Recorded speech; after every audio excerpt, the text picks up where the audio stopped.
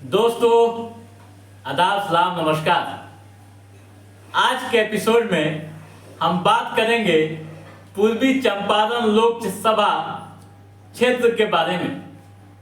दोस्तों, यहाँ की सियासी गलियारों में एक बहस चल रही है। क्या बहस है कि इस बार के चुनाव में जातीय समीकरण चलेगा या फिर प्रधानमंत्री मोदी की मैजिक, या यूं कहें कि जातीय गोलबंदी हावी रहेगी या फिर प्रधानमंत्री नरेंद्र मोदी की उपलब्धियां। कई तरह के सवाल सियासी फिजाओं में घूम रहे हैं। दोस्तों, जैसा कि आप जानते हैं कि छठे चरण में यानी शनिवार को कल यहाँ मतदान होना है। इसको ले प्रत्याशी सीधे जनता से संवाद में जुटे हुए हैं। तो आइए पहले जातीय समीकरण को हम एक नजर देखते हैं। दोस्तों, जारी रिपोर्ट के अनुसार इस लोकसभा क्षेत्र में सर्वाधिक मुस्लिम वोटर्स हैं, यानी 3.5 लाख मुस्लिम मतदाता हैं। उसके बाद अनुसूचित जाति के मतदाताओं की संख्या 2,20,000 है।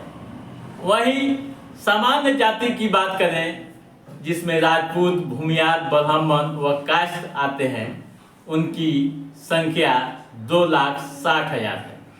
इसी तरह से कुशवाहा वोट 2 लाख है।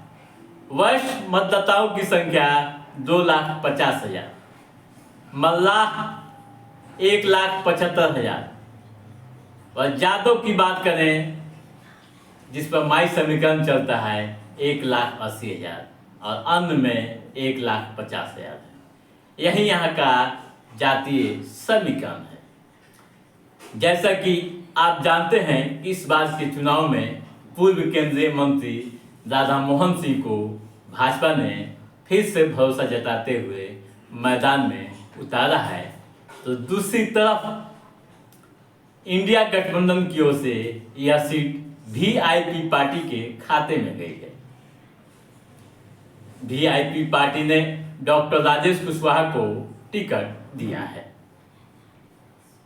समय काफी कम रह गया है, इस कारण माहौल रोचक हुआ दिख रहा है। दोस्तों, पूर्व के चुनाव का हम आकलन करें, खासकर 2 चुनाव 2014 और 2019, तो उस चुनाव में प्रधानमंत्री नरेंद्र मोदी की लहर थी। खूब जादू चला प्रधानमंत्री का और रिकॉर्ड वोट मिले। राधा मोहन सिंह को 2019 के चुनाव में 5,77,787 वोट मिले थे, जबकि दूसरे प्रत्याशी यानी इंडिया गठबंधन के जो महागठबंधन उस समय थी और उसके उम्मीदवार थे आकाश सिंह, उन्हें मिले थे 2,84,139, यानी हार जीत का जो अंतर था 2,93,648। ठीक है। वहीं 2014 के चुनाव की बात करें तो 2014 के चुनाव में राधा मोहन सिंह को 4,452 वोट मिले थे, जबकि आरजेडी के विनोद श्रीवास्तव को 2,08,289 वोटों पर संतोष करना पड़ा था। उस चुनाव में जेडीयू अलग लड़ी थी और उनके प्रत्याशी अवनीश सिंह को भी 2 लाख के करीब वोट आए थे। ठीक है दोस्तों, अब आइए हालात को देखते हैं। जो सियासी फिजाओं में चर्चा हो रही है,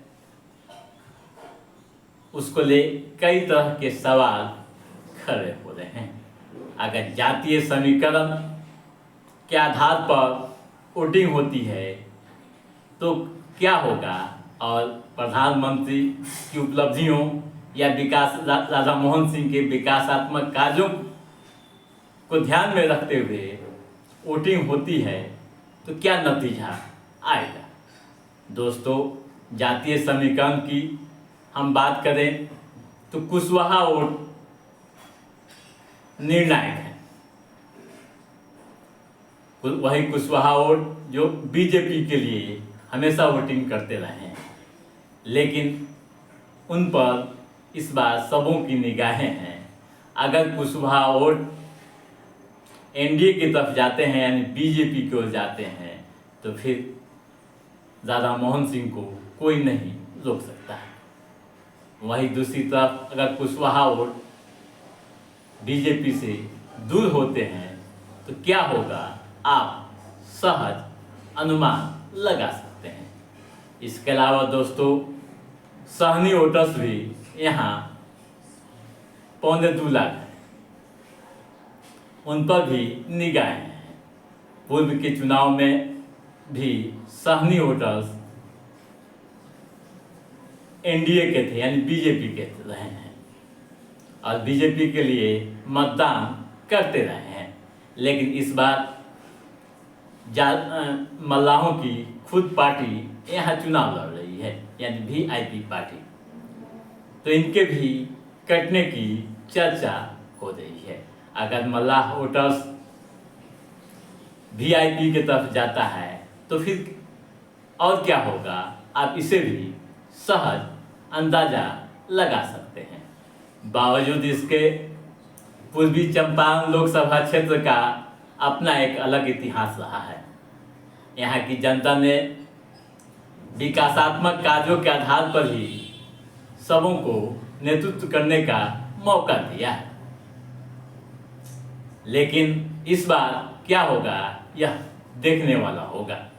काफ़ी कम समय रह गए हैं यानी शनिवार को मतदान होना है।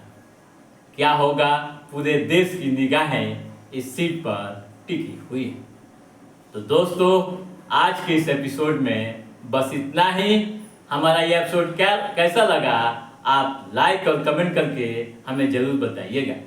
यदि आपने हमारे चैनल को सब्सक्राइब नहीं किया है तो सब्सक्राइब भी कीजिएगा, ताकि पॉलिटिकल गतिविधियों से संबंधित जो भी अप टू डेट है उसे हम समय समय पर आपके बीच पहुंचाते रहेंगे।